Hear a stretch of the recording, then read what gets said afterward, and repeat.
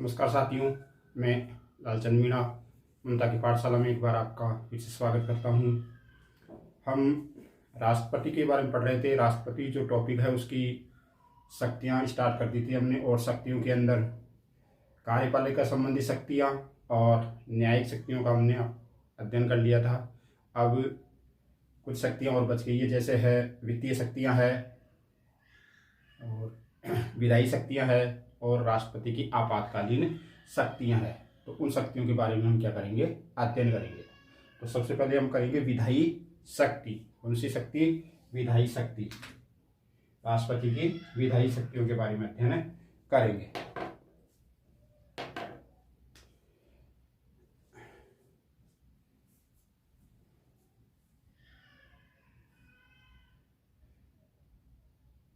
विधायी शक्ति और वित्तीय शक्तियाँ दो प्रकार की रहेगी। और इससे पहली जो क्लास थी हमने, उस क्लास के अंदर कार्यपालिका संबंधी शक्तियाँ और न्यायिक शक्तियों का उल्लेख किया था। और आज हम पढ़ेंगे वित्तीय शक्तियाँ और विधायी शक्तियाँ और आपातकालीन शक्तियाँ। तो तीन शक्तियाँ और बच गई, राष्ट्रपति की वित्तीय शक्तियाँ, विधायी शक्तियाँ और आपातकालीन शक्तियाँ। तो तीसरे नंबर की आज वित्तीय शक्ति। कौन सी शक्ति? राष्ट्रपति की वित्तीय शक्ति। राष्ट्रपति की वित्तीय शक्ति।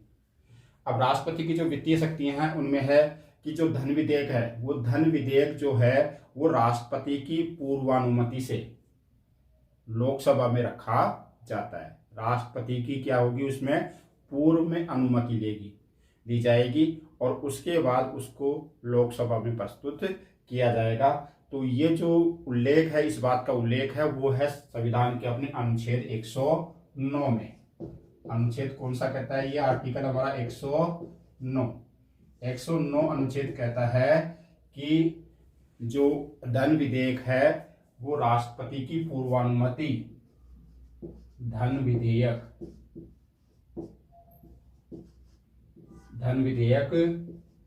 राष्ट्रपति की पूर्वानुमति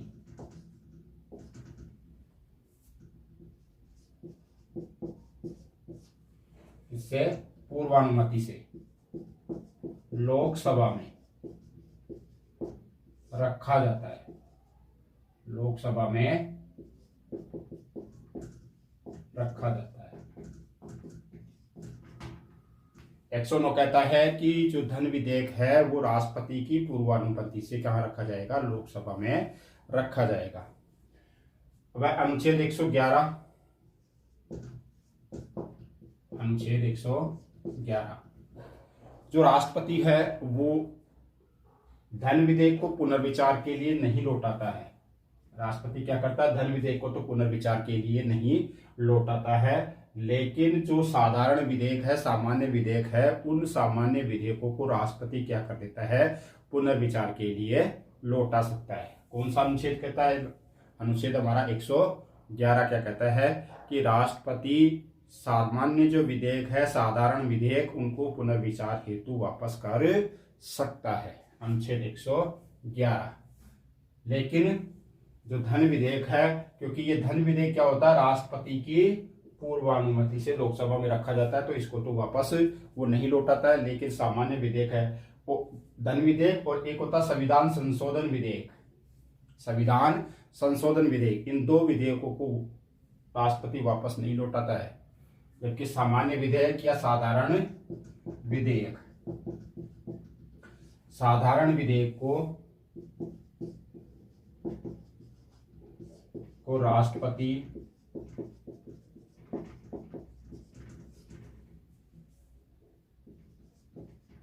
पुनर्विचार हेतु लौटा सकता है। पुनर्विचार हेतु लौटा सकता है। कौन से विधेयक को? सामान्य विधेयक को या सामान्य विधेयक को। बाकी जो धन विधेयक है उसको लौटाता नहीं है। और अनुच्छेद अपना 112, इसके बाद है अनुच्छेद 112। अनुच्छेद 112 अनुच्छेद 112 कहता है कि जो राष्ट्रीय वित्तीय विवरण है, राष्ट्रीय वित्तीय विवरण या जिसको बोलते हैं बजट, क्या बोलते हैं उसको, बजट, राष्ट्रीय वित्तीय विवरण या बजट जो है वो राष्ट्रपति के नाम से प्रस्तुत किया जाता है। धन बजट या राष्ट्रीय वित्तीय विवरण, राष्ट्रीय वित्तीय विवरण किसके नाम से प्रस्तुत किया जाता है, राष्ट्रपति के नाम से प्रस्तुत किया जाता है। कौन सा अनुच्छेद कहता है ये, अनुच्छेद 112। अनुच्छेद 112 कहता है कि जो धन विधेयक है, वो बजट है, राष्ट्रीय वित्तीय विवरण, वो राष्ट्रपति के नाम से क्या होगा, प्रस्तुत किया जाएगा। अनुच्छेद है 112 हो गया। अब है 280, अनुच्छेद 280, अनुच्छेद 280, इसमें तो था बजट, अब है अनुच्छेद 280। अनुच्छेद 280 कहता है कि वित्त आयोग, कौन से आयोग का, वित्त आयोग का गठन कौन करता है, राष्ट्रपति। वित्त आयोग, वित्त आयोग का गठन किसके द्वारा किया जाएगा, राष्ट्रपति के द्वारा किया जाएगा। वित्त आयोग का गठन कौन करता है, राष्ट्रपति। और अनुच्छेद 267, अनुच्छेद 267, अनुच्छेद 267 कहता है कि जो आकस्मिक निधि होती है, आकस्मिक निधि कोष, आकस्मिक निधि, आकस्मिक निधि कोष, आकस्मिक निधि कोष पर नियंत्रण, आकस्मिक निधि कोष पर नियंत्रण किसका होता है, राष्ट्रपति का होता है। तो ये राष्ट्रपति की क्या थी, कुछ वित्तीय शक्तियां थी। 109 पढ़ा हमने, 109 में पढ़ा कि धन विधेयक राष्ट्रपति की पूर्वानुमति से लोकसभा में प्रस्तुत किया जाता है। फिर अनुच्छेद 111 पढ़ा, 111 में पढ़ा कि राष्ट्रपति सामान्य विधेयक को पुनर्विचार के लिए लौटा सकता है, लेकिन धन विधेयक को पुनर्विचार के लिए नहीं लौटा सकता है। क्यों नहीं लौटा सकता है, क्योंकि वो पहले से ही अनुमति ले ली जाती है, यानी कि उसकी पूर्व में अनुमति ले ली जाती है।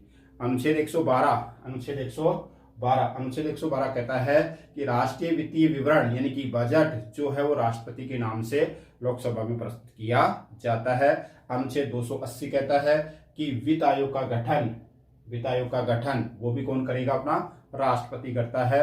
और अनुच्छेद 267 ये कहता है कि जो आकस्मिक निधि कोष होता है, आकस्मिक निधि कोष, उस पर भी किसका अधिकार होता है, वो नियंत्रण होता है राष्ट्रपति का। तो एक बार इसका स्क्रीनशॉट ले लो।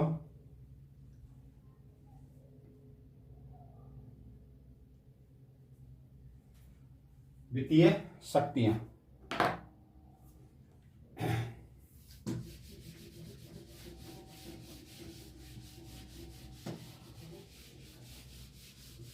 अब पढ़ेंगे हम विधायी शक्तियां, राष्ट्रपति की विधायी शक्तियां। 3 शक्तियां पढ़ ली हमने, कार्यपालिका संबंधी शक्तियां, न्यायिक शक्तियां और वित्तीय शक्तियां। अब पढ़ेंगे हम विधायी शक्तियां। कौन सी शक्तियां, विधायी शक्तियों के बारे में अध्ययन करेंगे। राष्ट्रपति की विधायी शक्तियां, राष्ट्रपति की विधायी शक्तियां, चौथे नंबर की, राष्ट्रपति की विधायी शक्तियां, राष्ट्रपति की विधायी शक्तियां। इसमें है एक अनुच्छेद 79, अनुच्छेद 79। सबसे पहले अनुच्छेद 79। अनुच्छेद 79 कहता है कि जो राष्ट्रपति होता है वो संसद का अभिन्न अंग होता है। संसद का क्या होगा, ये अभिन्न अंग होगा। संसद का क्या होगा, अभिन्न अंग होगा। अनुच्छेद 79 में है संसद का अभिन्न अंग।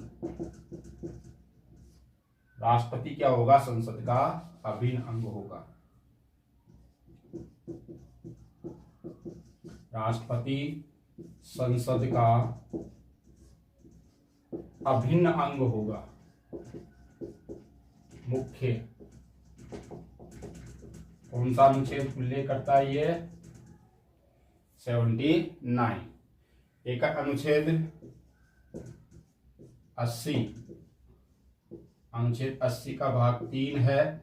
ये कहता है कि राष्ट्रपति जो है राज्यसभा के अंदर जो 12 सदस्यों का मनोनयन करता है राष्ट्रपति, या 12 सदस्यों का मनोनयन करता है, वो अनुच्छेद 80 के भाग 3 में इसका उल्लेख किया है। यानी कि राष्ट्रपति द्वारा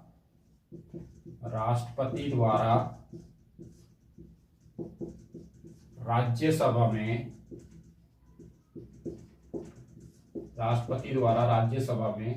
12 सदस्यों का मनोनयन, ये भी कौन करता है? 12 सदस्य का मनोनयन राष्ट्रपति करता है। कहाँ करता है? राज्यसभा के अंदर करता है। 80 हो गया। 80 का भाग कौन सा था? ये 3 था। अब 85, अनुच्छेद 85।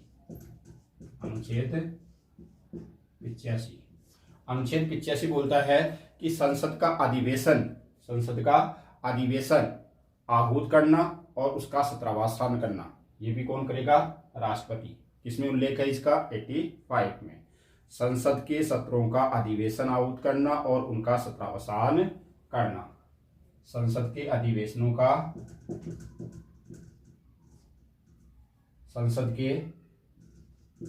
अधिवेशन आहूत करना व सत्रावसान करना।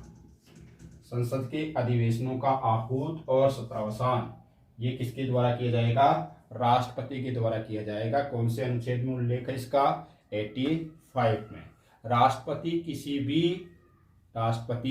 किसी भी सदन में अभिभाषण कर सकता है। राष्ट्रपति किसी भी सदन में, सदन का मतलब है लोकसभा में भी कर सकता है और राज्यसभा में भी कर सकता है। इस बात का उल्लेख है अनुच्छेद 86 में। राष्ट्रपति किसी भी सदन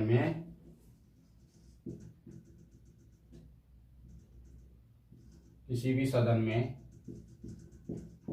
अभिभाषण कर सकता है। किसी भी सदन में क्या कर सकता है? अभिभाषण कर सकता है। अनुच्छेद 86 क्या कहता है कि राष्ट्रपति किसी भी सदन में क्या कर सकता है? अभिभाषण कर सकता है। और राष्ट्रपति का जो ये अभिभाषण है वो मंत्रिमंडल द्वारा तैयार किया जाता है। राष्ट्रपति का अभिभाषण या राष्ट्रपति का जो विशेष अभिभाषण है, अनुच्छेद 87 कहता है कि राष्ट्रपति का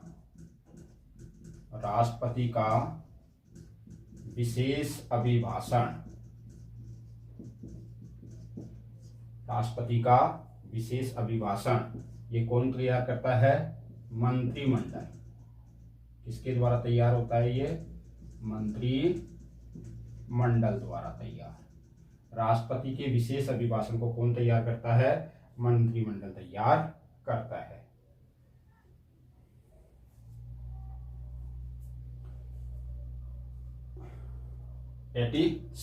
राष्ट्रपति का विशेष अभिभाषण, इसका उल्लेख कौन से अनुच्छेद में है? 87 में। और ये किसके द्वारा तैयार होता है? मंत्रिमंडल के द्वारा तैयार होता है। ठीक है। अब अनुच्छेद 108। अनुच्छेद 108 विशेष संयुक्त अधिवेशन। राष्ट्रपति द्वारा जो संयुक्त अधिवेशन बुलाए जाते हैं उसका उल्लेख है अनुच्छेद 108 में। राष्ट्रपति क्या कर सकता है? संयुक्त अधिवेशन आहूत कर सकता है, संयुक्त अधिवेशन बुला सकता है। इस बात का उल्लेख संविधान के कौन से अनुच्छेद में है? 108 अनुच्छेद जो है उसमें इसका वर्णन किया गया है। और अब तक जो संयुक्त अधिवेशन हुए हैं, संयुक्त बैठक हुई है, वो 3 बार हुई है। कितनी बार हुई है? 3 बार। तो ये राष्ट्रपति की कुछ शक्तियां थी। कौन सी? राष्ट्रपति की विधायी शक्तियां कौन सी थी? ये विधायी शक्तियां, राष्ट्रपति की विधायी शक्तियां, राष्ट्रपति की विधायी शक्तियां क्या है? 79 राष्ट्रपति संसद का अभिन्न अंग होगा। कौन सा अनुच्छेद बोलता है? 79।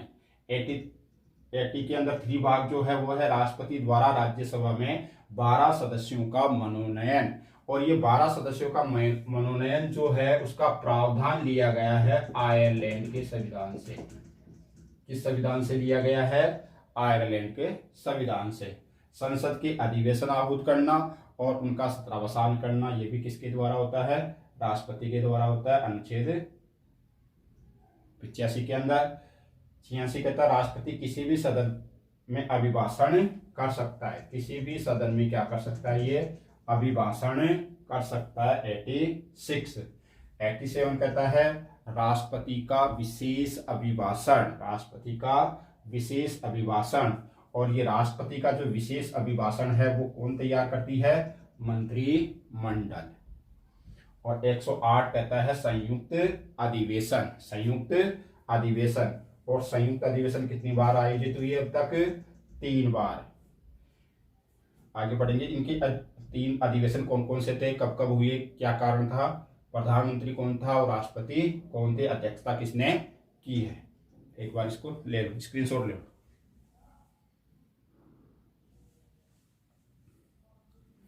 संयुक्त अधिवेशन 108 में क्या है? संयुक्त अधिवेशन है।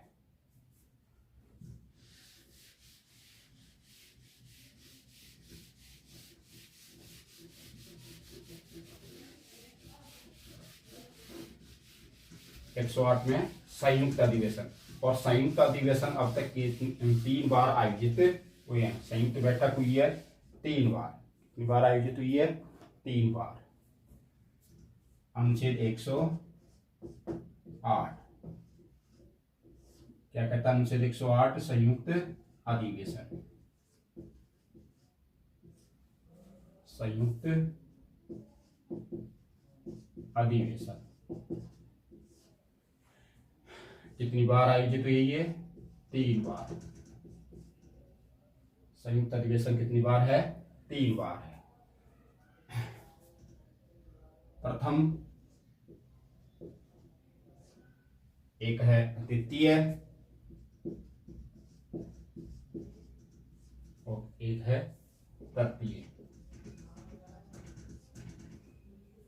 अब इन तीनों के बारे में पढ़ेंगे कि ये कब आयोजित हुई है, या इनके समय प्रधानमंत्री कौन थे और राष्ट्रपति कौन थे, और अध्यक्षता किसने की, और कारण क्या थे, किस कारण ये आयोजित हुए हैं, किस कारण इनका आयोजन किया गया है।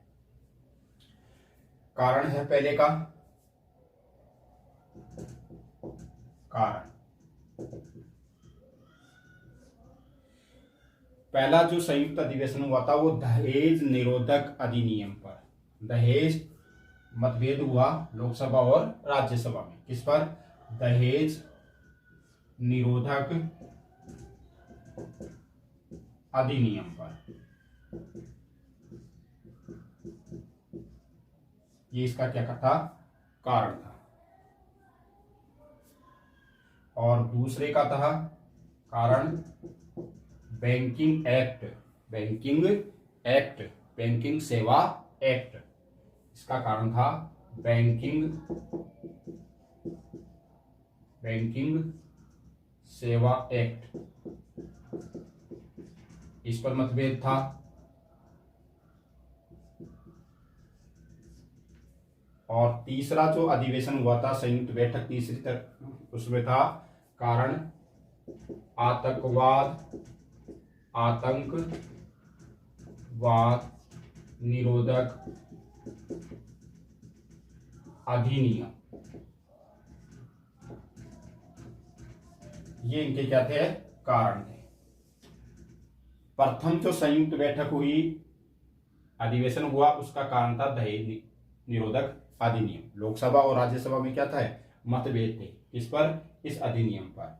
द्वितीय जो बैठक हुई संयुक्त बैठक, वो थी बैंकिंग सेवा एक्ट। इस पर मतभेद हुआ दोनों में, तो क्या आयोजित हो गई, संयुक्त बैठक आयोजित हुई। तृतीय जो अधिवेशन हुआ संयुक्त, वो था, उसका कारण था आतंकवाद निरोधक अधिनियम। आतंकवाद निरोधक अधिनियम, ये तो कारण हो गए। अब यह है कि इन बैठकों के समय राष्ट्रपति कौन था और प्रधानमंत्री कौन था और किसने इनकी अध्यक्षता की है। तो राष्ट्रपति, पहली जो संयुक्त बैठक थी, उस पहली संयुक्त बैठक के समय जो राष्ट्रपति थे वो थे राजेंद्र प्रसाद। कौन थे, राजेंद्र प्रसाद। राजेंद्र प्रसाद क्या थे इस समय, राष्ट्रपति। राजेंद्र प्रसाद क्या थे इस समय, राष्ट्रपति। और दूसरी जो संयुक्त बैठक आयोजित हुई थी उसमें जो राष्ट्रपति थे वो थे नीलम संजीव रेड्डी। नीलम संजीव रेड्डी यानी कि NS रेड्डी। नीलम संजीव रेड्डी क्या थे, दूसरी संयुक्त जो बैठक थी उसके उस समय क्या थे, ये राष्ट्रपति थे। और तीसरी जो तृतीय बैठक थी उसमें राष्ट्रपति थे KR नारायण। KR नारायण, ये तो हो गए राष्ट्रपति। अब प्रधानमंत्री।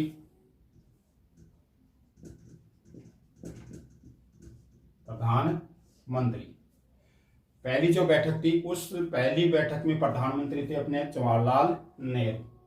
जवाहरलाल नेहरू, JL नेहरू, जवाहरलाल नेहरू। पहली बैठक में प्रधानमंत्री कौन थे, जवाहरलाल नेहरू। और दूसरी में थे मोरारजी देसाई। मोरारजी देसाई। और तृतीय जो बैठक है उसमें PM थे अपने अटल बिहारी वाजपेयी। अटल बिहारी वाजपेयी। अटल बिहारी वाजपेयी, ये तो हो गए इनके प्रधानमंत्री। इन बैठकों के समय प्रधानमंत्री कौन कौन थे। अब इनकी अध्यक्षता करते हैं इनमें लोकसभा अध्यक्ष। लोकसभा अध्यक्ष, अध्यक्षता किसके द्वारा की जाएगी, लोकसभा अध्यक्ष के द्वारा की जाएगी। जो पहली बैठक है उसमें जो लोकसभा अध्यक्ष थे वो थे अनंत शयनम अयंगर। अनंत शयनम अयंगर। अनंत शयनम अयंगर। और दूसरी जो बैठक हुई थी उस समय अध्यक्ष थे KS हेगड़े। लोकसभा अध्यक्ष थे उस समय ये KS हेगड़े। और तीसरी जो संयुक्त बैठक हुई थी उस समय लोकसभा अध्यक्ष थे PM Syed. PM Syed. PM Syed. PM Syed. ये तीन संयुक्त बैठकें हुई जिसका उल्लेख है अनुच्छेद 108 में। और अनुच्छेद 123 ये भी विधायी शक्तियों से संबंधित है। अनुच्छेद 123 अध्यादेश जारी करना, राष्ट्रपति द्वारा अध्यादेश। राष्ट्रपति द्वारा क्या करना, अध्यादेश। कौन से अनुच्छेद में उल्लेख है इसका, अनुच्छेद 123 में। और 108 क्या कहता है, संयुक्त अधिवेशन। 108 कहता है संयुक्त अधिवेशन अब तक कितनी बार आयोजित हुई है, 3 बार आयोजित हुई है। पहली जो बैठक थी संयुक्त बैठक, उसका कारण था लोकसभा और राज्यसभा में किस पर मतभेद था, दहेज निरोधक अधिनियम पर मतभेद था। और द्वितीय जो संयुक्त बैठक थी उसका कारण है बैंकिंग सेवा एक्ट, इस पर मतभेद हुआ। और तृतीय जो बैठक हुई संयुक्त उसका कारण था आतंकवाद निरोधक अधिनियम। पहली जो बैठक हुई वो राष्ट्रपति थे अपने राजेंद्र प्रसाद उस समय। और बैंकिंग सेवा एक्ट के ऊपर जब मतभेद हुआ तो उस समय राष्ट्रपति थे अपने NS रेड्डी, नीलम संजीव रेड्डी। और तृतीय बैठक के समय राष्ट्रपति थे KR नारायण। प्रथम बैठक के समय प्रधानमंत्री थे जवाहरलाल नेहरू। और द्वितीय बैठक में प्रधानमंत्री थे मोरारजी देसाई और तृतीय बैठक में प्रधानमंत्री थे अटल बिहारी वाजपेयी। अटल बिहारी जो वाजपेयी है इसमें तो उपस्थित थे, क्यों? क्योंकि ये प्रधानमंत्री थे। दूसरी बैठक में भी उपस्थित थे और तृतीय बैठक में भी उपस्थित थे। यानी कि अटल बिहारी वाजपेयी ऐसे व्यक्ति है जो इन तीनों ही बैठकों में क्या थे? उपस्थित थे। कौन से? अटल बिहारी वाजपेयी तीनों बैठकों में शामिल थे अटल बिहारी वाजपेयी। अध्यक्षता किसके द्वारा की जाती है संयुक्त बैठक की? लोकसभा अध्यक्ष की। यानी कि उस समय जो लोकसभा अध्यक्ष होगा वो ही संयुक्त अधिवेशनों की जो अध्यक्षता है वो करेगा। पहली बैठक हुई उस समय लोकसभा अध्यक्ष थे अनंत शयनम अयंगर, इसके द्वारा ये अध्यक्षता की गई। दूसरी समय KS हेगड़े और तृतीय के समय थे PM सैयद। ये तीन क्या थे? संयुक्त अधिवेशन थे, संयुक्त बैठकें थी। और 123 कहता है राष्ट्रपति द्वारा अध्यादेश जारी करना। तो आज हमने राष्ट्रपति की दो शक्तियां पढ़ी, एक तो वित्तीय शक्तियां और एक विधायी शक्तियां। अब एक शक्ति और बच गई, आपातकालीन शक्ति। यानी कि 5 में से हमने 4 का अध्ययन कर लिया। इससे पहले वाली क्लास में हमने कार्यपालिका संबंधी शक्तियों के बारे में और न्यायिक शक्तियों के बारे में, और आज वाली क्लास में हमने वित्तीय शक्तियां और विधायी शक्तियों के बारे में पढ़ लिया है। अब केवल एक शक्ति और बची है राष्ट्रपति की, आपातकालीन शक्तियां, जो अगली क्लास में अध्ययन करेंगे। धन्यवाद।